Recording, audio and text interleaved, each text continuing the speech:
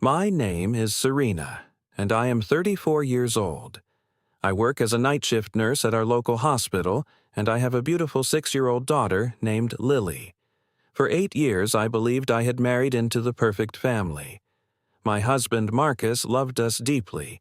His mother, Diane, always offered to help, and his younger sister, Kristen, seemed to adore spending time with Lily. I thought I was one of the lucky ones. But then, the school called me one afternoon, and everything I believed about my family shattered into pieces. The lies they told me were nothing compared to what I found on the security footage. Before I share what happened that day, I want to know where you are watching from. Drop your location in the comments, hit that subscribe button, and stay with me. Because what I discovered in that security footage still makes my hands shake. Marcus and I met 8 years ago, right after I graduated from nursing school. I was 26, full of hope and excitement about starting my career. He was 28, a construction engineer with a quiet confidence that drew me in from the first moment we spoke. We met at a mutual friend's barbecue on a warm July afternoon. He was standing by the grill, not saying much, just observing everyone with this calm, steady presence. I walked over to grab a drink, and he smiled at me. That smile changed everything. Our courtship was simple and genuine.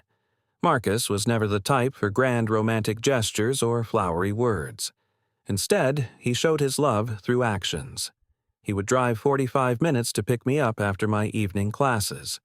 He remembered every small thing I mentioned, from my favorite coffee order to the name of my childhood pet.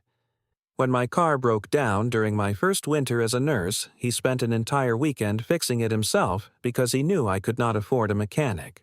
We got married 3 years after we met in a small ceremony at his mother's backyard.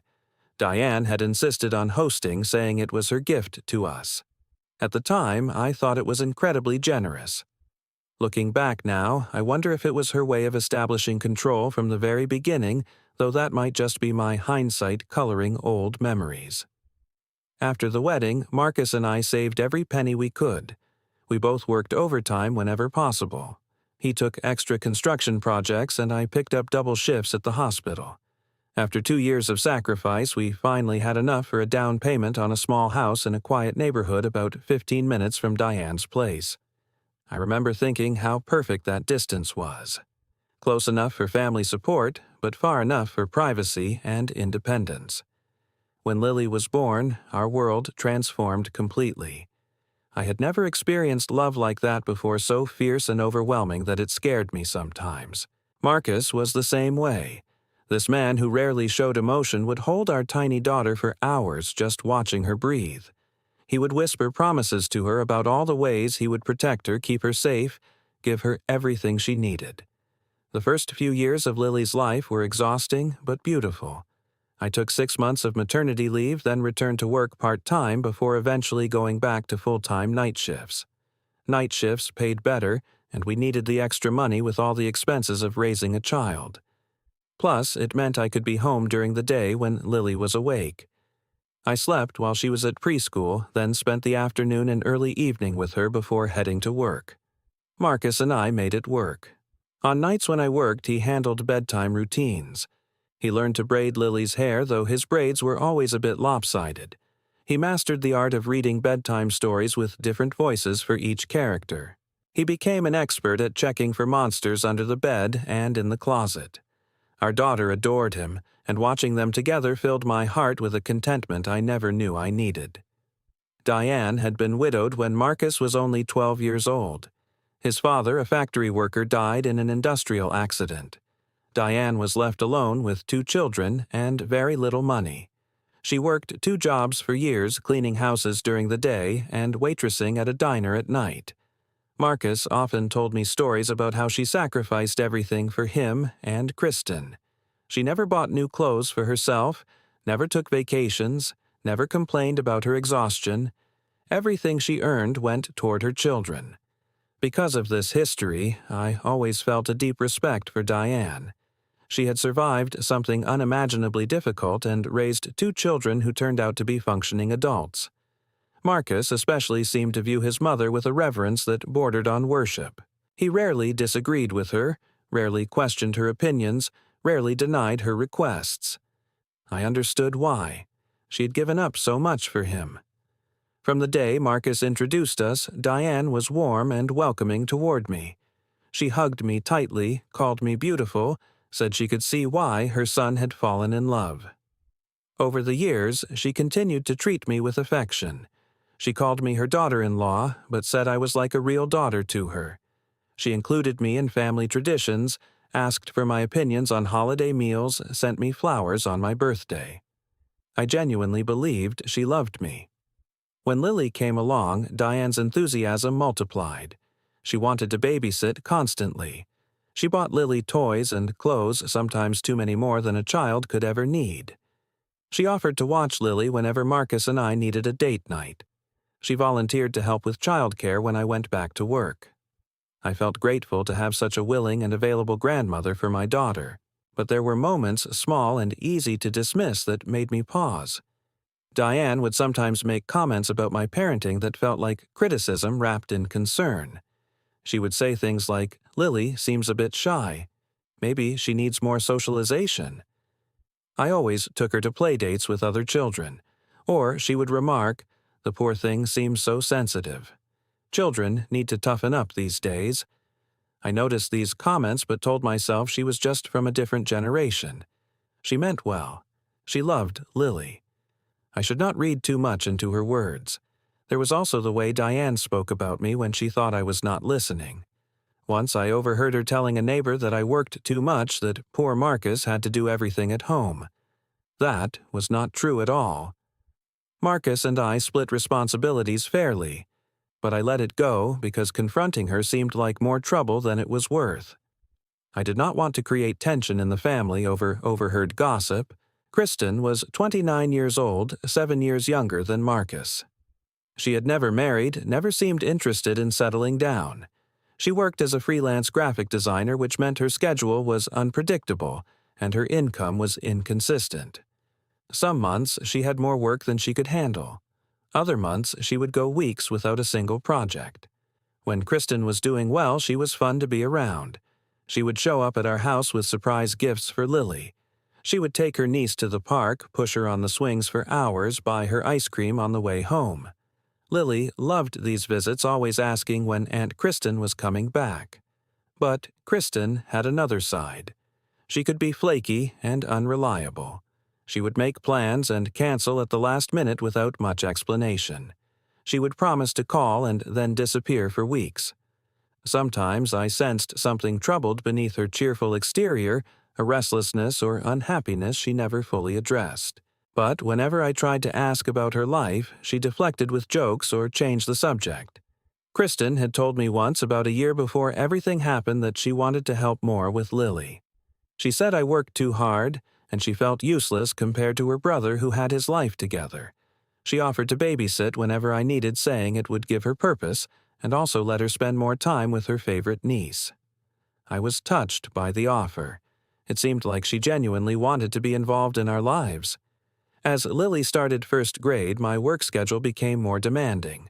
The hospital was short-staffed and they needed experienced nurses to cover additional shifts. I went from working 3 nights a week to 4, sometimes 5. Marcus was also busier than ever. His company had won a major construction contract in Columbus, about 2 hours away, which meant he had to travel there frequently for site supervision. For the first time since Lily was born, we found ourselves struggling to cover childcare. When both of us were unavailable at the same time, we needed someone trustworthy to step in.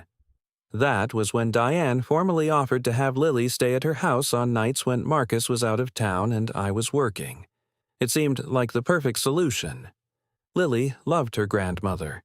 Diane's house was safe and familiar, and it meant we did not have to hire a stranger to care for our daughter during the night. Diane was family, and family takes care of family. That was what she always said, and I believed her. The arrangement started in September, a few weeks after Lily began first grade. On nights when I had to work and Marcus was traveling, I would drop Lily off at Diane's house around 6 in the evening.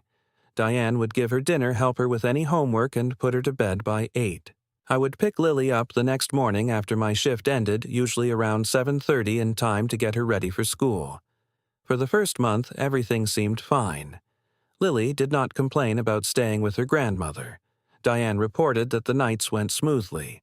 Marcus checked in by phone whenever he was away, and everyone reassured him that the system was working. I felt relieved that we had found a solution that did not strain our budget or our family relationships. But I did not know what was really happening. I did not know that the safety I felt was built on lies. I did not know that while I was caring for patients through the night, my own daughter was being neglected by the people I trusted most.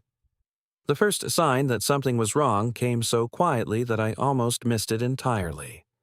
It was a Tuesday morning in early November, about 2 months into our new arrangement. I had just finished a particularly brutal night shift. 3 patients had coded, and though we saved 2 of them, the third did not make it. I was exhausted, emotionally drained, and desperate for sleep. But first, I had to pick up Lily from Diane's house and get her to school. When I arrived, Lily was already dressed and waiting by the door with her backpack. Diane handed her over with a smile, saying she had been a perfect angel, as always. I buckled Lily into her car seat and started driving toward the elementary school. The car was quiet for a few minutes, which was unusual. Normally, Lily chattered endlessly in the mornings, telling me about her dreams or asking questions about everything under the sun. I glanced at her in the rearview mirror. She was staring out the window, her little face serious and still. There were shadows under her eyes that I had not noticed before. She looked tired, though I told myself that was probably normal for a growing child adjusting to a new school routine. "Lily," I said gently, "are you okay, sweetie?" She nodded without turning to look at me. "Did you sleep well at Grandma's house?" Another nod, but this one seemed hesitant. I waited for her to say something more, but she remained silent the rest of the drive. When we arrived at school, she hugged me tightly before running inside, and I felt a small pang of worry that I could not quite explain. I dismissed it as new mother paranoia combined with exhaustion. Lily was fine. Diane was taking good care of her. I was just tired and overthinking. Over the following weeks, I noticed more small changes in Lily's behavior. She seemed less enthusiastic about her days at school. When I asked what she learned or who she played with at recess, her answers became shorter and vaguer. "Good," she would say, or "I don't remember." The vibrant, talkative child I knew seemed to be retreating into herself, but only slightly, only enough to make me wonder if I was imagining things. One morning stands out in my memory more than the others. I was driving Lily to school after picking her up from Diane's house, and she said something that stopped my heart. "Mommy," she said quietly, "I was hungry last night." I frowned and looked at her through the rearview mirror. "What do you mean, baby grandma didn't give you dinner?" Lily was quiet for a moment. Then she said, "I don't remember. Maybe I forgot." The answer did not make sense, but I was too tired to press further in the moment. When I got home after sleeping for a few hours, I called Diane. I tried to keep my voice casual and non-accusatory. "Mom," I said using the name I had called her since the wedding, "Lily mentioned she was hungry last night. Did she eat dinner? Okay?" Diane laughed softly on the other end of the phone. "Oh, honey, you know how kids are." She ate a huge bowl of spaghetti, her favorite. She probably just doesn't remember because she was so sleepy. Don't worry about a thing. The explanation sounded reasonable. Children did have strange memories sometimes. They could eat an entire meal and claim an hour later that they were starving. I accepted Diane's words and pushed my worry aside. She was Lily's grandmother. She loved Lily. Why would she lie about something as simple as dinner? But the feeling lingered. A small, persistent whisper in the back of my mind that something was not quite right. A few weeks later, I received an email from Lily's teacher, Mrs. Thompson. She was a kind woman in her 50s with decades of experience in early childhood education. Her email was polite but concerned. "Dear Mrs. Serena," she wrote, "I wanted to reach out regarding Lily's behavior in class recently. Over the past few weeks, I've noticed that she seems tired during morning activities. She has fallen asleep at her desk twice during reading time, which is unusual for her. Additionally, she seems less engaged than she was at the beginning of the school year. I wanted to check in to see if there are any changes at home that might be affecting her rest. Please let me know if there is anything I can do to support Lily. I read the email 3 times, my stomach sinking with each pass. Lily falling asleep in class. That was not like her at all. She had always been an energetic child who resisted naps even as a toddler. For her to be tired enough to sleep at school meant something was wrong with her nighttime rest. I checked my own observations. On nights when Lily stayed home with me or Marcus, she slept from 8 in the evening until 6:30 in the morning without interruption. She woke up refreshed and energetic. But I realized I had not been paying close attention to how she seemed on the mornings after staying at Diane's house. I had been too exhausted myself to notice the subtle differences. That evening, I called Diane again. "Mom, I said I got an email from Lily's teacher saying she's been falling asleep in class. Do you know what time she's been going to bed at your house?" Diane's response was immediate and confident. 8 o'clock sharp, just like you asked. I always make sure she's in bed on time. You know I wouldn't mess with her sleep schedule. Something in her tone felt slightly defensive, but I could not pinpoint why. I thanked her and hung up feeling more confused than before. If Lily was going to bed at 8 at Diane's house the same as at home, why was she so tired I talked to Marcus about it that night? He was home for a few days between trips to Columbus, and I hoped he might have some insight. I told him about the email from the teacher about my conversation with Diane about my growing unease. Marcus listened patiently, but when I finished he sighed and gave me a look I knew too well. It was the look he gave me when he thought I was worrying about nothing. "Serena," he said gently, "I think you're reading too much into this. Kids go through phases. Maybe Lily's having a growth spurt and needs more sleep than usual. My mom raised 2 kids on her own while working 2 jobs. She knows how to take care of children. But the teacher said, teachers notice everything he interrupted. It's their job to worry. But that doesn't mean there's actually a problem. Lily seems fine to me. I wanted to argue to press him to take my concerns more seriously, but I saw how tired he was from his own demanding work schedule. The dark circles under his eyes mirrored my own. We were both stretched thin, doing our best to keep our family functioning. Starting a conflict over what might be nothing felt wrong. So I let it go. I told myself Marcus was probably right. I was exhausted from working too many night shifts, running on too little sleep, seeing problems where there were none. Diane was family. She loved Lily. Everything was fine. But deep down, the whisper of doubt continued, and I would later regret not listening to it sooner. The day my world turned upside down started like any other Wednesday. I had worked the night shift, arrived home around 7:45 in the morning, and immediately collapsed into bed. Marcus was in Columbus for the week, so Lily had stayed at Diane's house. The plan, as always, was for Diane to take Lily to school in the morning and pick her up in the afternoon. I would sleep until early afternoon, then take over care of Lily for the rest of the day. I slept deeply, the kind of exhausted, dreamless sleep that comes after a 12-hour shift on your feet. When I woke up at 2:30 in the afternoon, I felt groggy but functional. I showered, made myself some coffee, and sat down to check my phone. That was when I saw the missed calls. There were 4 of them, all from the same number, the elementary school. My heart immediately started racing as I pulled up the voicemail. "Mrs. Serena, this is Mrs. Thompson, Lily's teacher. I'm calling because school ended 2 hours ago and no one has come to pick up Lily. We've tried reaching the emergency contacts on file but haven't been able to get through to anyone. Please call us back as soon as possible. 2 hours. Lily had been waiting at school for 2 hours and no one had picked her up. My hands were shaking as I called the school back. The receptionist answered and connected me to Mrs. Thompson immediately. Mrs. Serena. Thank goodness, she said. Lily is here in the office with me. She's okay, just upset. No one came to get her after school. I'll be there in 15 minutes, I said, already grabbing my car keys. The drive to the school felt like an eternity, even though it was only 10 minutes. My mind raced through possibilities. Diane had agreed to pick up Lily today. Had she forgotten? Had there been an accident? Was she okay? Why had no one answered the emergency contact calls? When I arrived at the school, I parked haphazardly and ran inside. The office was at the end of the main hallway, and I could see through the glass windows that Lily was sitting on a chair inside, clutching her purple backpack to her chest. The moment she saw me, she burst into tears and ran toward me. I dropped to my knees and caught her in my arms, holding her tight against my chest. "It's okay, baby," I whispered into her hair. "Mommy's here now. I'm so sorry you had to wait." Lily sobbed against my shoulder, her small body trembling. "I waited and I waited," she cried. "Nobody came, Mommy."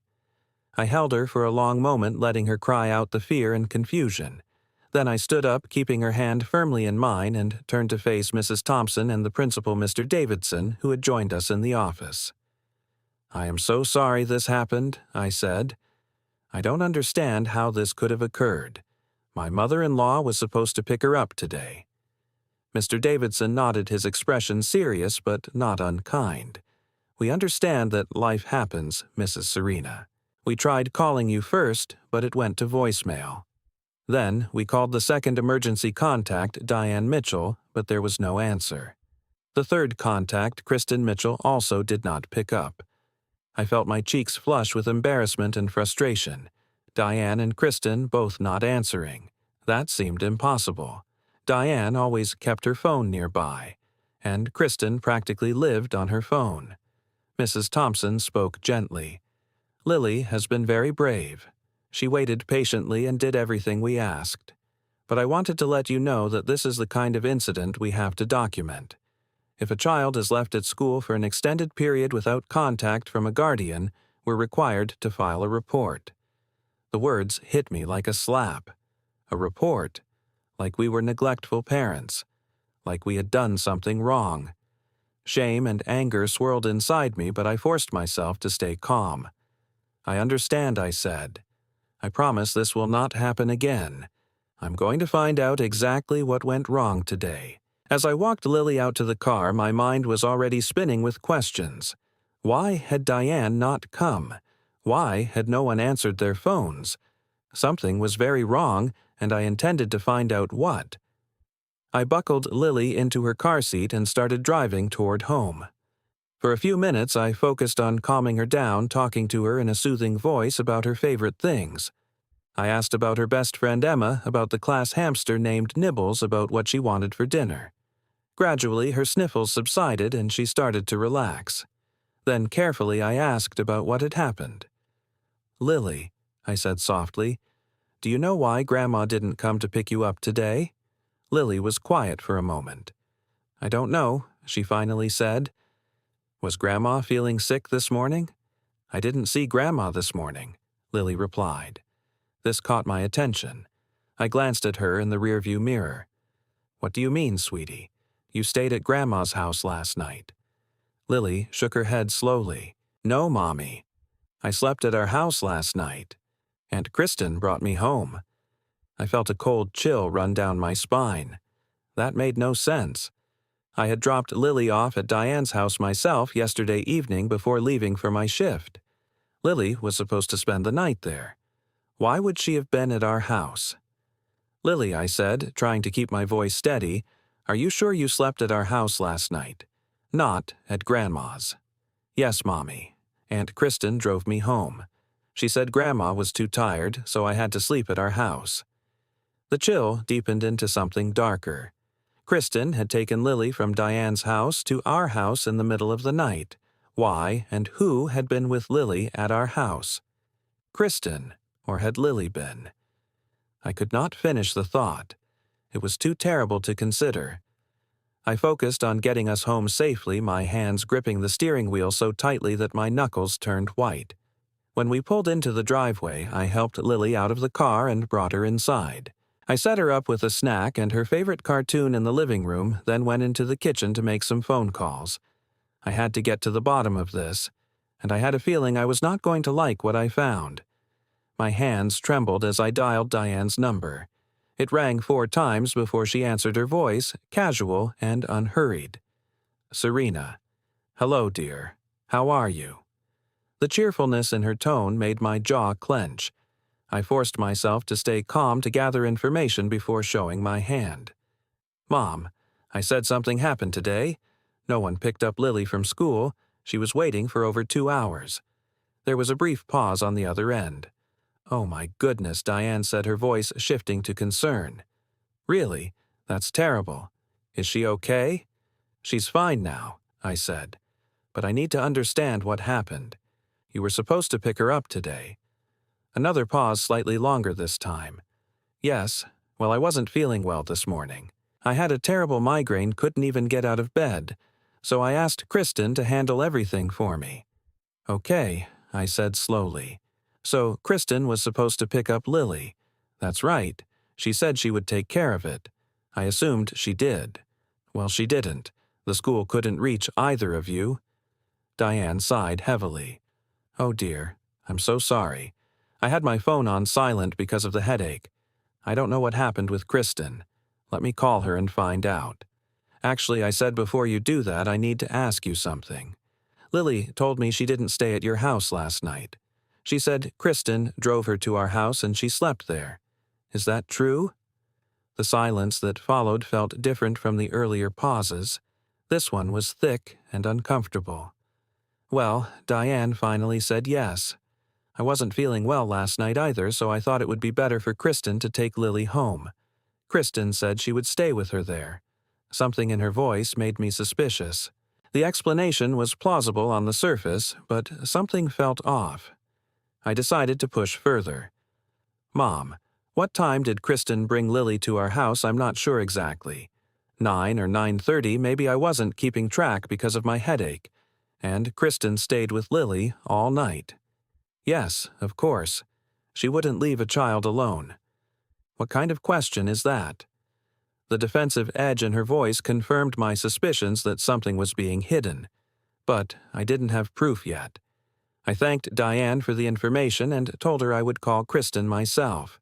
Then I hung up and dialed Kristen's number. Kristen answered on the second ring. Her voice sounded nervous. Hey, Serena, listen, I'm so sorry about today. I totally lost track of time, and then my phone died, and by the time I realized what happened... Kristen, I interrupted. I need you to tell me exactly what happened last night, and today. Lily said you brought her to our house last night because Diane wasn't feeling well. Is that true? Yeah, that's right. Mom had a bad headache, so she asked me to take Lily. What time was this? Maybe around 9:15, and you stayed with Lily at our house all night. The pause that followed told me everything. It lasted just a second too long, carried just a hint of hesitation. Yeah, Kristen said, finally. Of course I did. She was lying. I could hear it in her voice, feel it in my gut. But I needed more than a feeling. I needed proof. Okay, I said, keeping my voice neutral.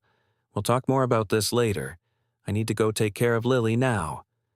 I hung up and stood in my kitchen, my mind racing. Diane said Kristen had taken Lily home. Kristen confirmed it. Both claimed Kristen had stayed the night.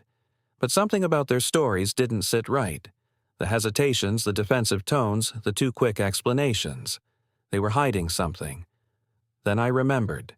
The security cameras. After a series of car break-ins in our neighborhood last year, Marcus and I had installed a home security system with cameras at the front door and in the living room. The footage was stored in the cloud and could be accessed through an app on my phone. We had a 30-day storage plan, which meant everything that had happened in the past month was still recorded. I pulled out my phone and opened the security app. My heart was pounding so hard I could hear it in my ears. I scrolled back to the previous night around 9 in the evening and hit play. The front door camera showed our porch in the darkness. At 9:13 p.m. a car pulled into the driveway. I recognized it as Kristen's blue Honda. The passenger door opened and Lily got out, looking small and tired in her pajamas. Kristen walked her to the front door, unlocked it with a key, and led Lily inside. So far, the story checked out. I switched to the living room camera. The footage showed Kristen and Lily entering the house. Lily was rubbing her eyes, clearly exhausted. Kristen said something to her, then pointed toward the couch. Lily sat down on the couch, still clutching her stuffed bear. She looked around the empty house with an expression that broke my heart. Even on the grainy footage, I could see she was scared. Then Kristen walked back toward the front door. She paused, looked at her phone, typed something quickly, and then she left. She simply walked out the front door and drove away. And she didn't come back. I switched to fast forward, watching the timestamp climb through the night. 10 p.m., 11 p.m., midnight, 1 a.m., 2 a.m., 3 a.m., 4 a.m., 5 a.m. Throughout all those hours, my 6-year-old daughter was alone in the house. The camera showed her getting up once to go to the bathroom. Another time she went to the kitchen, probably for water. Mostly, she just lay on the couch, curled up in a ball, trying to sleep. At 6:15 in the morning, the front door opened again. Kristen returned. She woke Lily up, rushed her through getting dressed, and hurried her out the door without breakfast. And then she forgot to pick her up from school. I sat in my kitchen watching this footage, and something inside me broke. My daughter, my baby, left alone in an empty house all night long, scared and hungry and wondering where everyone was. And Diane and Kristen had looked me in the eye and lied about it. How long had this been going on? How many times had Lily been abandoned while I worked nights trusting that my family was taking care of her? I had to find out. And someone was going to answer for this. My hands felt like they belonged to someone else as I navigated through the security app, scrolling further back into the stored footage.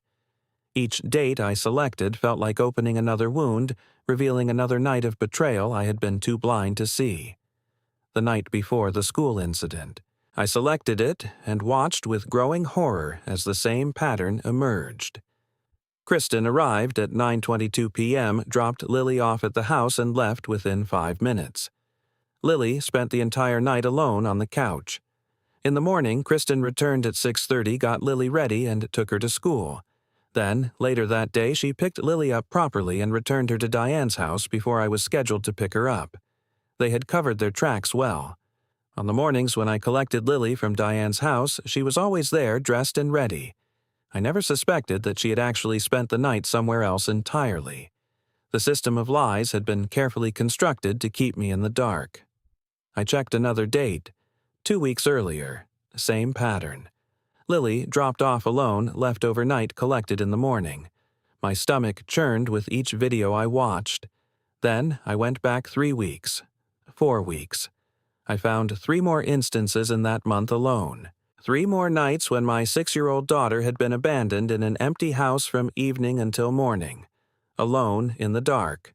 No adult to check on her if she got sick, if she had a nightmare, if something happened. Anything could have gone wrong. A fire, a break-in, a medical emergency, and no one would have been there to help her. The magnitude of the deception stunned me. This was not a one-time lapse in judgment. This was a systematic pattern of neglect that had been happening for weeks, maybe longer, and everyone had lied to my face about it. I closed the app and sat in silence, trying to process what I had discovered. Tears streamed down my face, but I didn't bother wiping them away. Part of me wanted to scream, to break things, to drive to Diane's house and confront her immediately. But another part of me knew I needed to be smart about this. I needed to gather all the evidence and plan my confrontation carefully. When I felt steady enough to move, I went into the living room to check on Lily. She was still watching her cartoon, munching on apple slices, seemingly recovered from the day's trauma. I sat down next to her and pulled her into my lap. "Lily," I said softly, "can Mommy ask you some questions? You're not in any trouble, I promise. I just need to understand some things." Lily looked up at me with her big brown eyes. "Okay, Mommy. You told me that Aunt Kristen brought you home last night because Grandma was tired. Has that happened before? Have you stayed at our house alone other nights?" Lily nodded slowly. "Sometimes. How many times, baby? Can you remember?" She thought for a moment, her little brow furrowed in concentration. A lot of times, she finally said, "Maybe 4 or 5. My heart clenched painfully. "And when Aunt Kristen brings you home, does she stay with you?" Lily shook her head. "No. She says she has to go do something and she'll come back. But she doesn't come back until morning time." I pulled her closer, trying to keep my voice steady. Were you scared? Sweetheart Lily's eyes filled with tears. Yes, Mommy, I was really scared. It's dark and there are noises outside. I tried to be brave, but I kept thinking about monsters and bad people.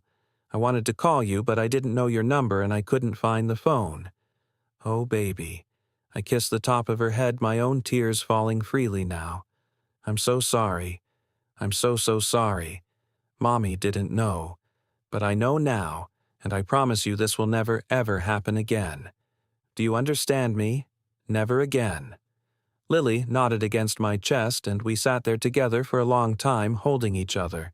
Later, after Lily was calmer, I asked her another question that had been bothering me. Lily, when you stay at Grandma's house, does Grandma take good care of you? Does she give you dinner and help you go to bed on time? Lily hesitated. Sometimes. But sometimes Grandma watches TV and forgets about dinner. And sometimes she lets me stay up really late because she fell asleep on the couch. Does that happen a lot? Sometimes, Lily repeated. But I don't want to get Grandma in trouble. Mommy, she's old and she gets tired. The pieces were coming together now, forming a picture I desperately wished I did not have to see. Diane was not capable of caring for Lily properly, whether due to health issues, fatigue, or simple negligence. And, instead of admitting this, she had conspired with Kristen to shuffle Lily around and hide the truth. They had treated my daughter like an inconvenience to be managed, rather than a child to be loved and protected. There was one more thing I needed to check. I remembered that Kristen had used Lily's tablet to send a text message once when her own phone died. Lily's tablet was connected to our family's messaging system, which meant any texts sent from it would be logged. I found the tablet in Lily's room and scrolled through the message history. There, dated from 3 weeks ago, was a text thread between Kristen and Diane sent from Lily's device. Kristen had written dropping L at her house now. You okay? Diane had replied. Yes, just tired.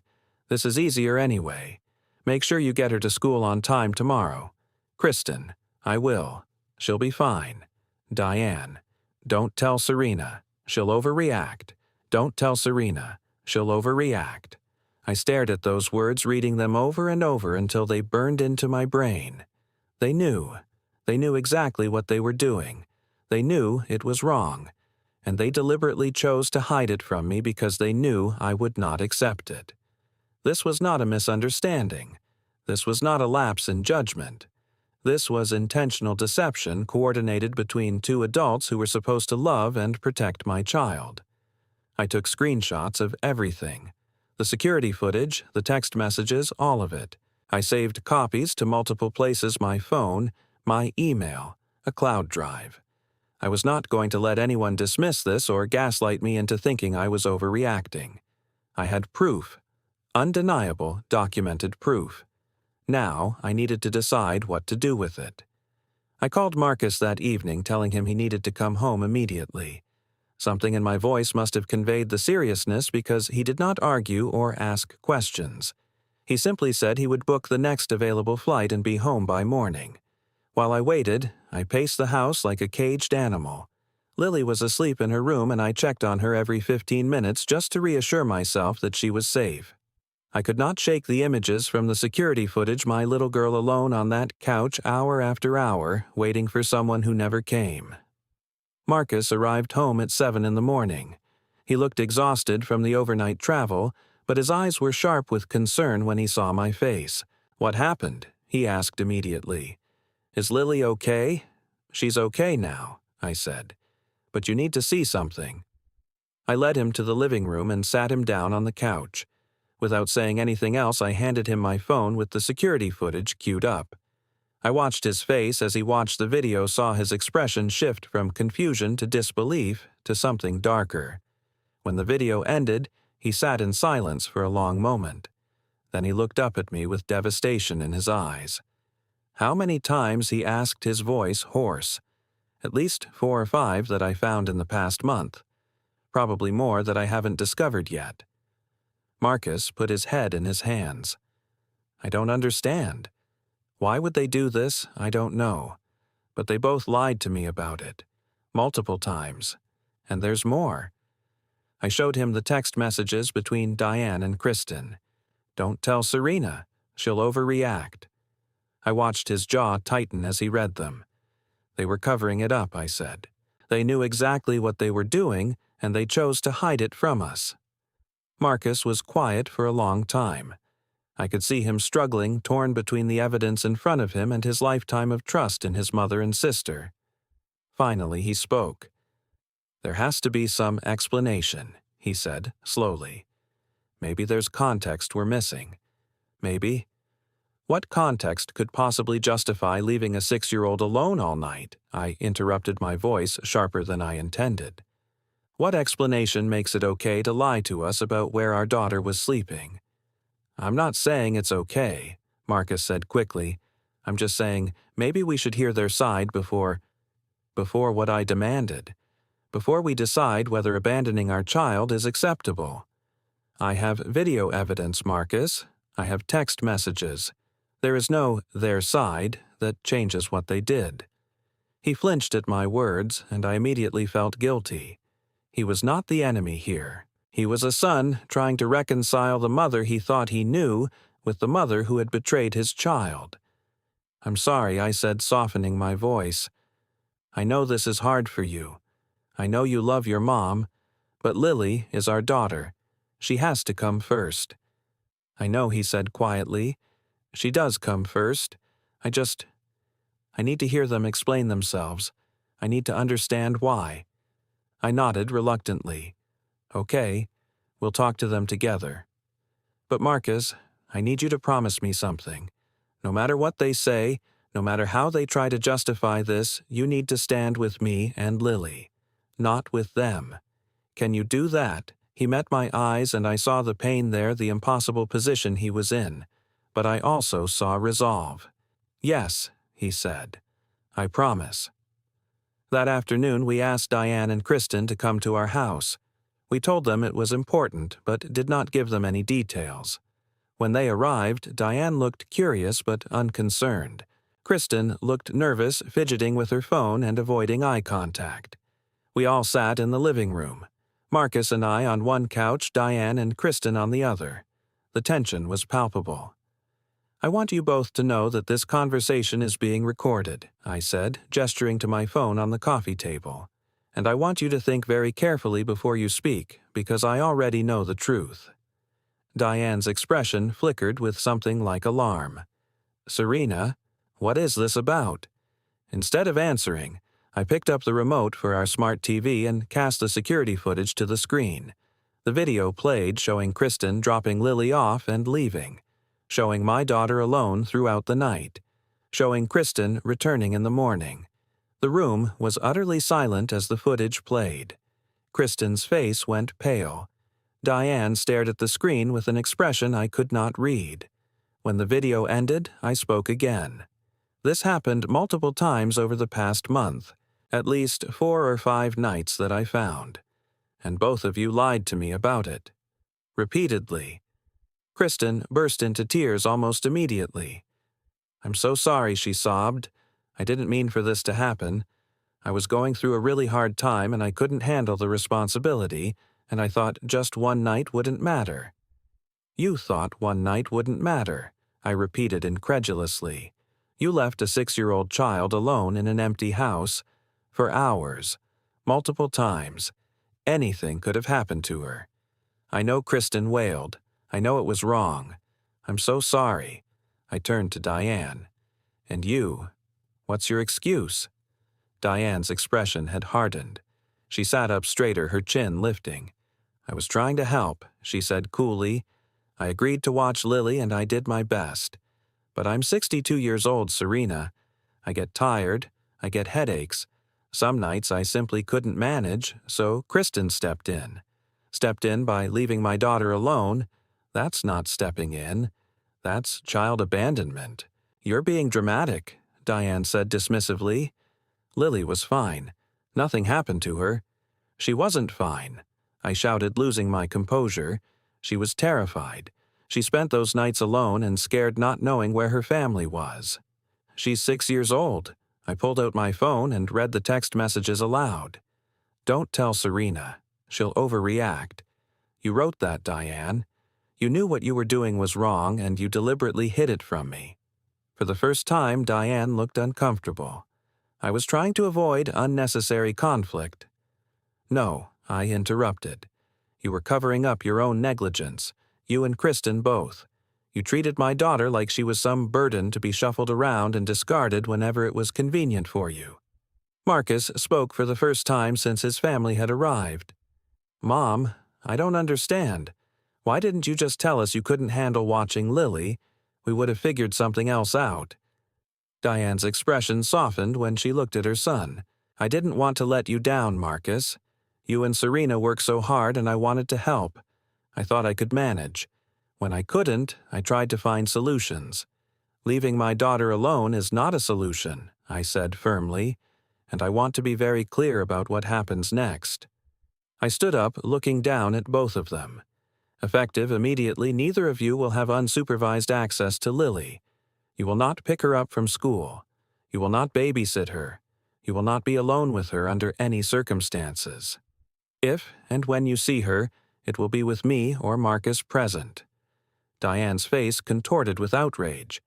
"You can't do that. She's my granddaughter. I can, and I am. I have video evidence of child neglect. I have text messages showing you knew it was wrong and hid it from me. If you push me on this, I will involve the authorities and let them decide what consequences are appropriate." The threat hung in the air. Diane opened her mouth to argue, but Marcus spoke first. "Mom," he said quietly, "she's right. What you did was wrong. Really wrong. I love you, but I love my daughter more. And right now I don't trust you to keep her safe." Diane looked at her son with an expression of wounded betrayal. "Marcus." "I think you should go," Marcus said. "Both of you. We all need time to process this." Diane stood up stiffly, her face a mask of cold dignity. "Fine. But you're making a mistake, Serena.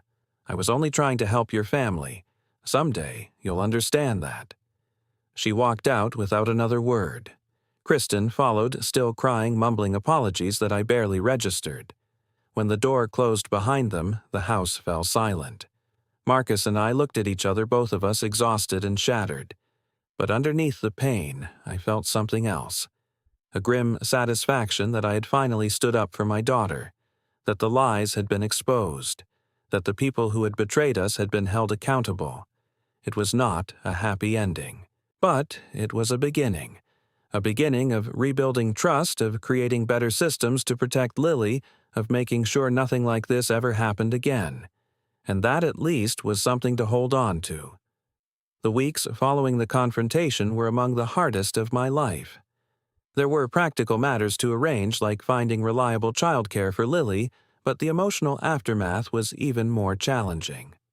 I found myself constantly checking on Lily, hovering over her, unable to shake the fear that something would go wrong if I let her out of my sight. Marcus struggled in his own way.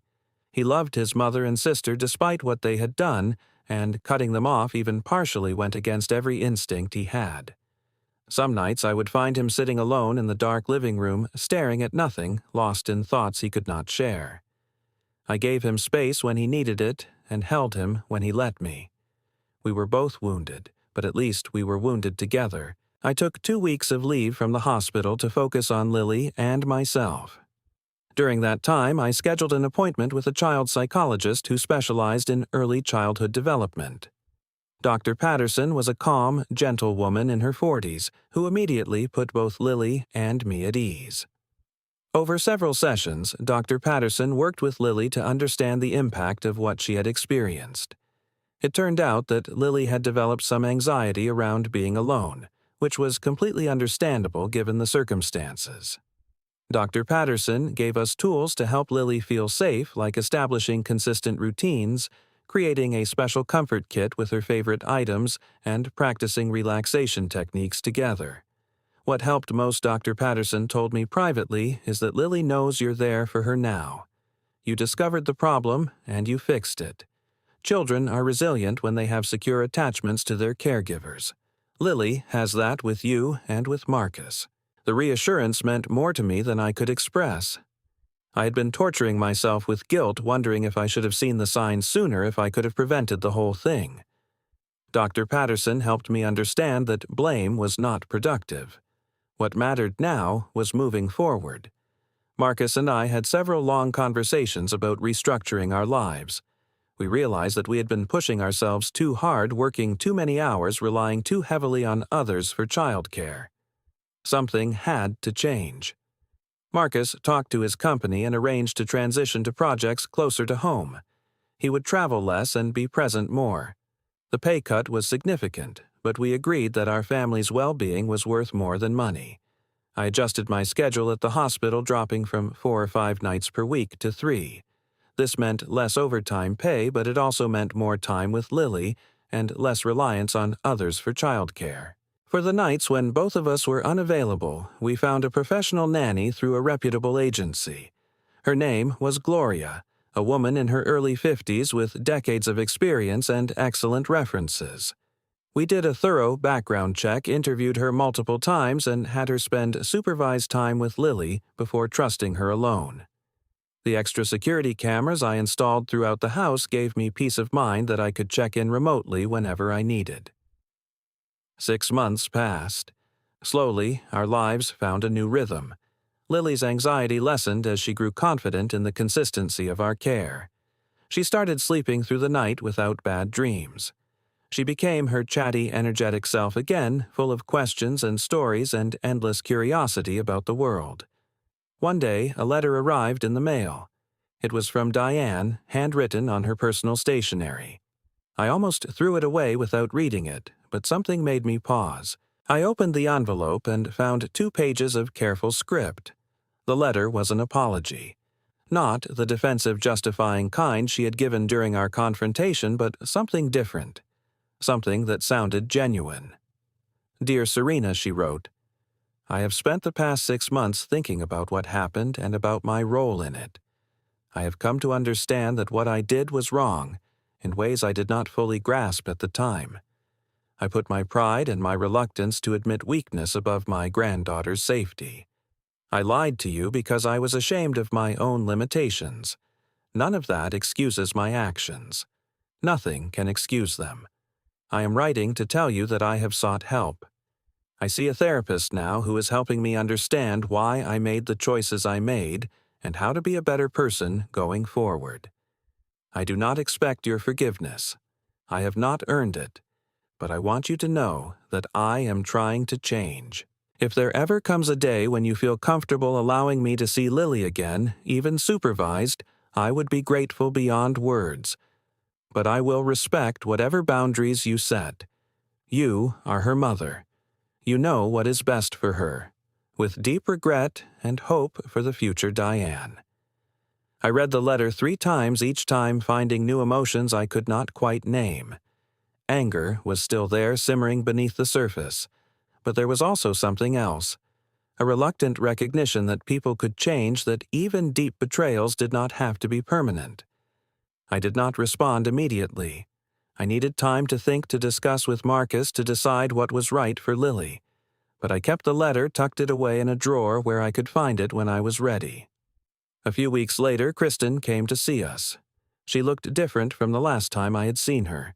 Thinner, with dark circles under her eyes, but also somehow clearer, more present. She told us that after our confrontation she had hit rock bottom. She had been struggling with depression and anxiety for years without getting help, and the shame of what she had done to Lily was the final push she needed to seek treatment. She had been in therapy and was taking medication that helped stabilize her mood. She had found a steady job with regular hours. She was rebuilding her life. "I'm not asking for anything," Kristen said. "I just needed you to know that I'm sorry. Really, truly sorry. Not just for what I did, but for how much I hurt all of you. If you never want to see me again, I understand. But I couldn't live with myself without at least trying to make it right." Marcus and I talked for a long time after Kristen left. We weighed the risks and the possibilities. We thought about what would be best for Lily, not just now, but in the long run. Did we want her to grow up without any relationship with her grandmother and aunt? Or did we want to model forgiveness and growth, showing her that people could make terrible mistakes and still work to become better? In the end, we decided to give them another chance. Not blindly, not without conditions, but cautiously and with clear boundaries. We allowed supervised visits with me or Marcus always present. We started small an hour here, a family dinner there. We watched closely for any signs of old patterns and saw none. It took a full year before the visits started to feel normal, before I could sit in the same room as Diane without my shoulders tensing, before I could see Kristen interact with Lily without watching like a hawk. The trust that had been broken would never be fully restored, but something new was growing in its place. Something more honest, built on a foundation of acknowledged mistakes and genuine efforts to change. On Lily's 8th birthday, we had a party at our house. Gloria helped with the preparations and Marcus grilled burgers in the backyard. Lily's friends from school ran around playing games while the adults chatted and laughed. At one point, I looked over and saw Diane sitting with Lily, helping her open presents. Lily was laughing at something her grandmother said, completely at ease, completely happy. Diane looked up and caught my eye. She did not smile exactly, but there was something in her expression. Gratitude, maybe, or acknowledgement of the second chance she had been given. I nodded slightly and looked away, turning my attention back to the party. We had come a long way from those terrible nights when my daughter was alone and afraid. The road had been painful, but we had walked it. Together. As I watched Lily blow out her candles surrounded by people who loved her, I felt something settle in my chest. Peace. Not the naive peace of ignorance, but something stronger. The peace of a mother who had faced the worst and come through it. The peace of knowing I would always fight for my daughter no matter what. That night, after the party was over and the house was quiet, I sat on the edge of Lily's bed for her bedtime story. She snuggled under her covers, her face still flushed with happiness from the celebration. "Mommy," she said sleepily, "today was the best birthday ever." "I'm so glad, baby." I leaned down and kissed her forehead. "You deserve all the best days." She was quiet for a moment, then asked Mommy, "Are you still sad about what happened when I was little?" I thought carefully about my answer. "I was sad," I said finally. "But I'm not sad anymore. Because I know now that you're safe and you're loved and nothing bad is going to happen to you. That makes me happy." Lily smiled and closed her eyes. "I love you, Mommy.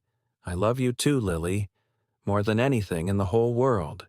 I sat with her until she fell asleep, then quietly left the room, leaving the door cracked so the hallway light could filter in. She did not need the light anymore, had not needed it for months.